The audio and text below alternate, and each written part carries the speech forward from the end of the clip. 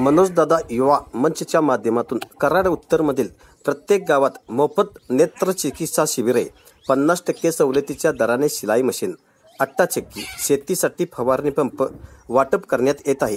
याच माध्यमातून डफळवाडी तालुका कराड येथेही वाटप करण्यात आले। यावेळी विजय महादेव केंद्रे म्हणाले की मनोजदादा युवा मंचच्या माध्यमातून ज्या योजना राबविल्या आहेत त्याचा आम्हाला चांगलाच फायदा झाला असून येत्या विधानसभेला मनोजदादांना मतदानाच्या स्वरूपातून त्याची आम्ही परतफेड करणार आहोत। विजिट दिला तर आपण जाणून घेऊया या गावातली माहिती। राम राम राम राम। काय ना आपलं? विजय महादेव केंद्रे, राहणार डपळवाडी। काय करता तुम्ही? शेती व्यवसाय। शेती व्यवसाय।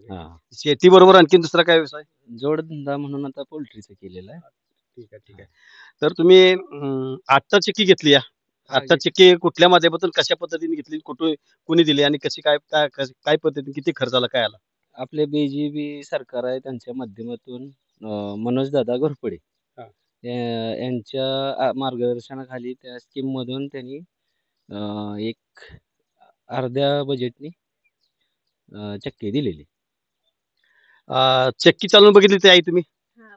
कशी काय चक्की खूप चालते? छान चालते। खूप छान चालते। काय काय दळण त्याच्यावर? गहू दळे, तांदूळ, थोडी डाळ पण दळली आणि ज्वारी। चक्की तुम्ही कुठल्या कुठून आता आणली? उमरज बीटवरून। उमरज बीट मध्ये म्हणजे कोणाच? मनोजदादा घोरपडे। ठीक आहे। तर या पद्धतीनं आट्टाचक्की त्यांनी मनोजदादा युवा मंच यांच्या माध्यमातून आट्टाचक्की घेतलेली आहे आणि